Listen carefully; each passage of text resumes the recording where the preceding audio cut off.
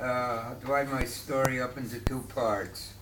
One, how I got to Eretz Yisrael, and after I got here, then I joined the Air Force and what I did in the Air Force.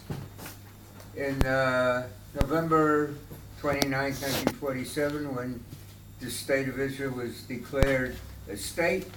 No, that's not, that's under the division. That's a division, yes. The state was May 14th, 1948. We're very enthused. I was at a convention in Cincinnati, Masada Convention, and I happened to be the Aliyah chairman of Masada at the time, and immediately I put in to get my passport. It was refused. Later I found out why. I was also in the during World War II. I was in the U.S. Navy for 3 years. I served 2 years in the Pacific, and I should have been able to get seaman papers, being I was in the Navy for 3 years. That was refused too. And I found out why.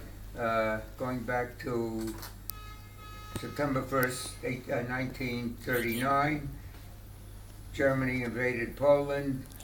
England and France had a treaty with Poland. They went to war they declared war against Germany. Germany already had Sudetenland from Czechoslovakia given to them by Chamberlain.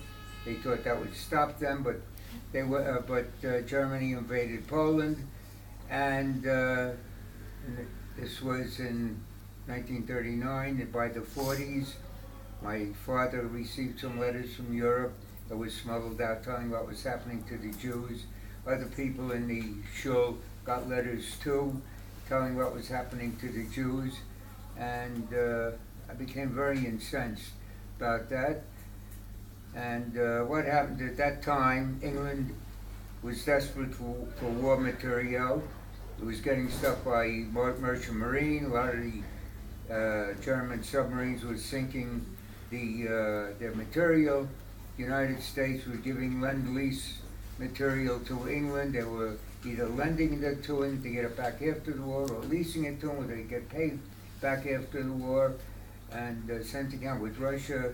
I believe it was June 1941 when Germany invaded Russia. It had already completed the conquest of Poland, and we got these letters from Europe telling what was happening. A lot of people didn't believe these stories.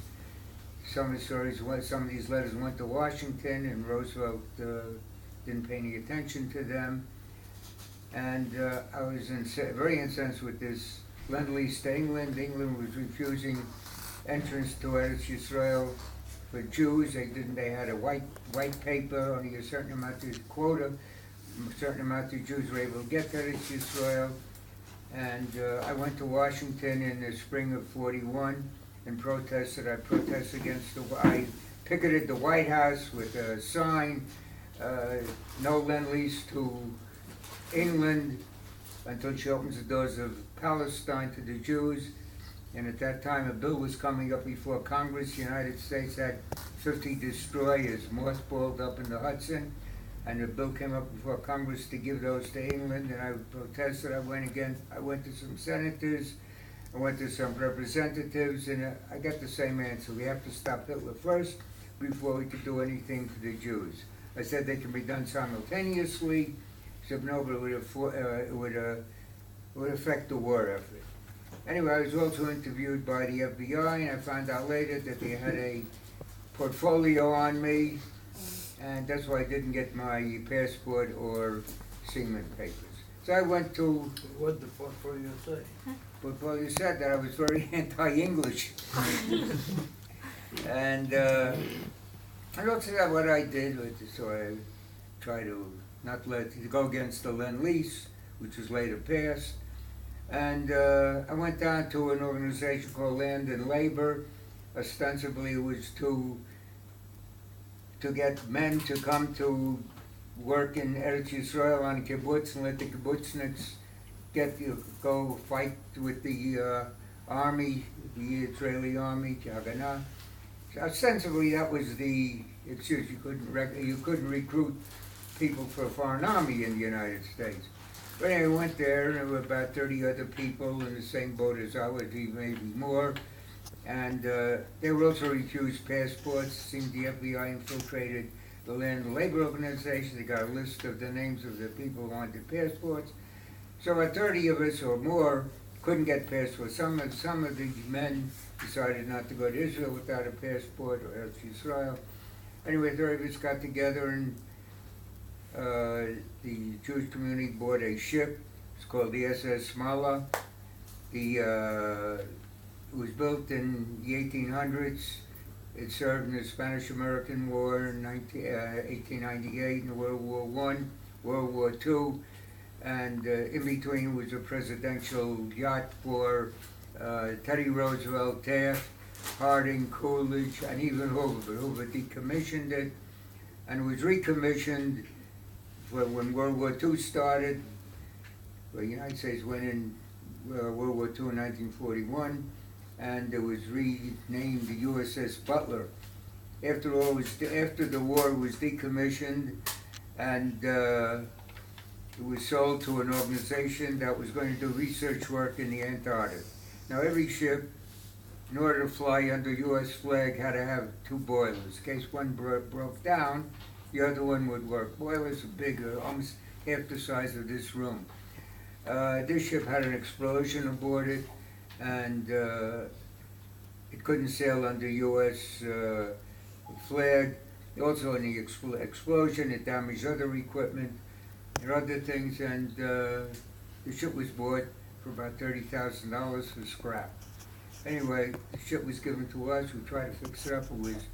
Took it to the Sullivan shipyard in Brooklyn, and we did what we could with it. What had we done professionally, it was fixed up, but we never was able to replace the other boiler. It was in bad shape. It was really, should have been sold, it should have been used for scrap. But anyway, we got there's about 30 of us, it was 32 altogether, of us got together and we took the ship. We had an Italian captain, Danny Maltese. He never had captain papers because he was blackballed because he ran the blockade in the Spanish Revolution in 1936. He ran the blockade. He was with the rebels, and the United States were against the rebels because they were communists. He was backed by Russia, and Hitler was backed Franco. And anyway, Franco won, the rebels lost, and Danny Maltese never got his captain's papers, but we used him. He was a good captain. Okay. And we had a chief engineer, a Belgian Jew, who was quite experienced, and he was a very good engineer. He kept the ship going. We did what we could to fix up whatever we could aboard the ship. Couldn't get everything going, but whatever did, we got going, and we got word that the Coast Guard was going to pull our papers. We didn't have papers to fly under the U.S. government, but we were able to buy papers from the Panama government, so we sailed under the Panamanian flag. When we got word that they were going to pull our papers, we took it for a test ride up the Hudson, and about 50th Street in Hudson, the ship broke down. We had to be towed back. And that evening we worked feverishly. We got the ship fixed, and we set out for Eretz Yisrael. Ship broke down almost every day. Something broke on it. Motor, capstans didn't work. A lot of things didn't work. We got about 25 miles outside of New York Harbor, near the Ambrose Lighthouse, and the rudder broke. We didn't know whether we could fix it or not, but we didn't fix it. We had to be towed back. It was a very busy lane. Shipping lane is one of the busiest shipping lanes in the world at that time. Anyway, after about 6 hours, we got it fixed. It took us 30 days to cross the Atlantic. Broke down every day. And we finally got it across to the Atlantic. We went to Marseille.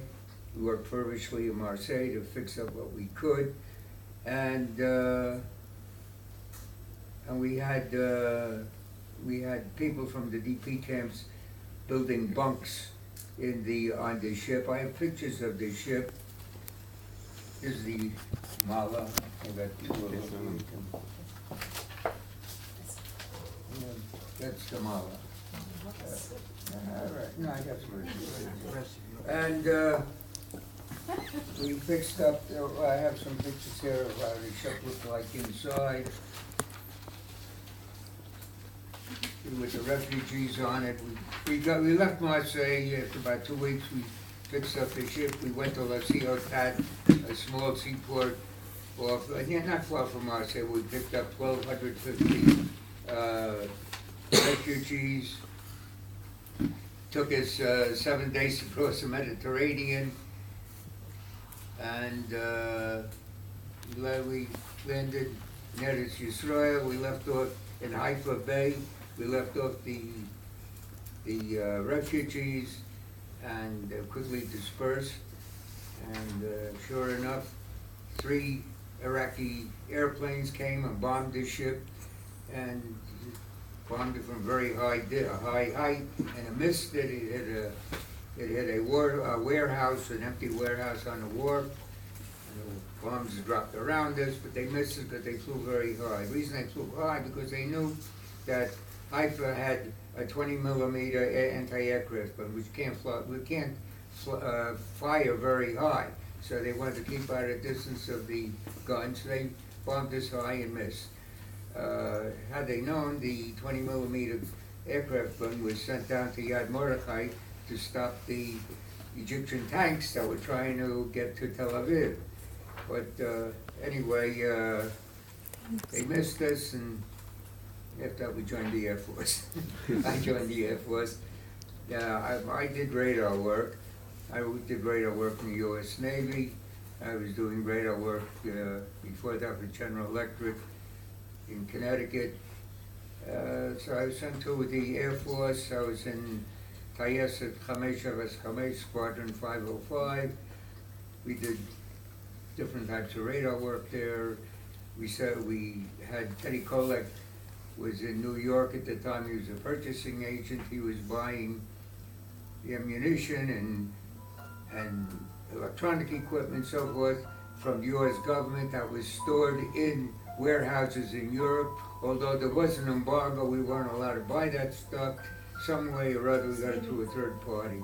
We got some radar equipment. We fixed up the radar equipment, and we set up radar in different parts of Eretz Yisrael, from Haifa all the way down to Jabalia.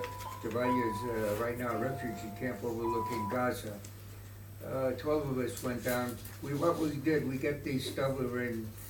We got the equipment and we put it together in the Weizmann, Mahon Weizmann, the Weizmann Institute. Then we went to Sarafan, set it up there, got the operator, show them how to operate it. Then 12 of us went down to Jabalia to set up the radar overlooking Gaza, to cut off Gaza. And we're going down, we got to the farm that we were designated to have our radar. Found some Arab soldiers there, so little fight, they were killed, and we set up the radar cut off Gaza. Whenever an airplane or ship came in to Gaza, we radioed back to Tel Aviv, to the Kiryat, where the headquarters were for the Air Force, and they sent out a plane, and we sort of cut off Gaza for a while. We did other work in,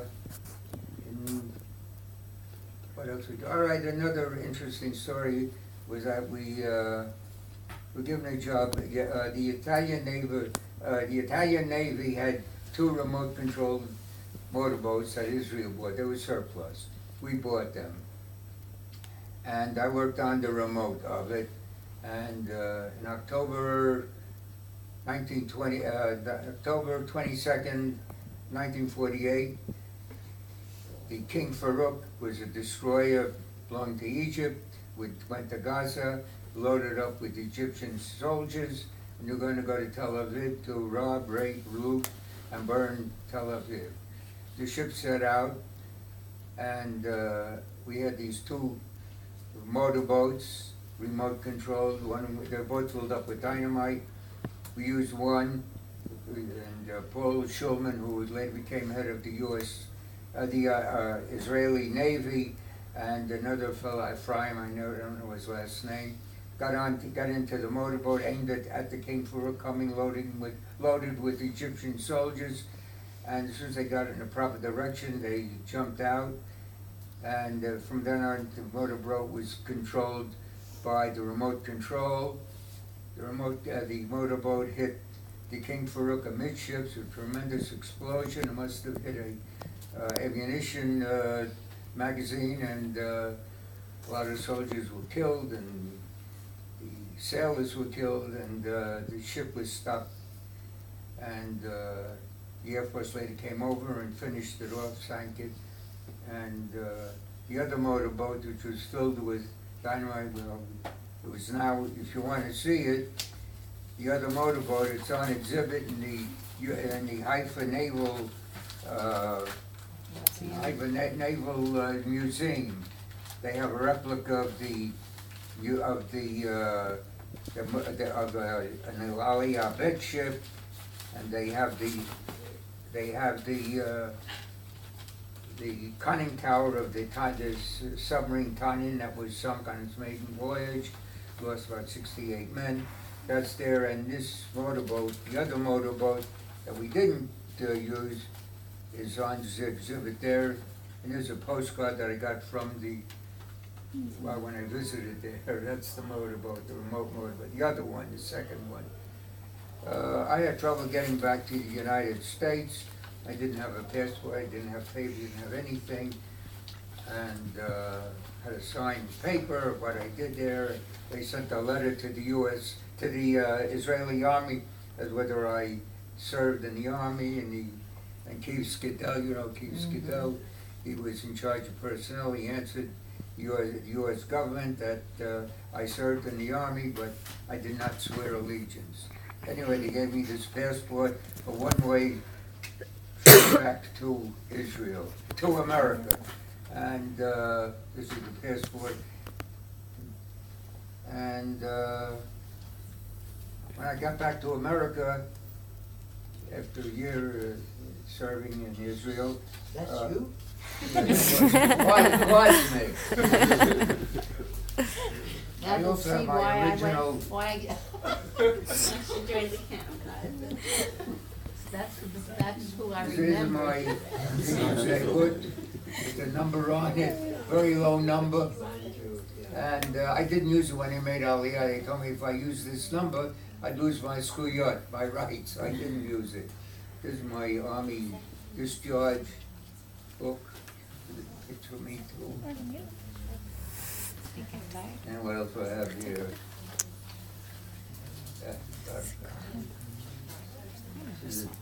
Sometimes they look. It's not the Nice low sequence. number on it.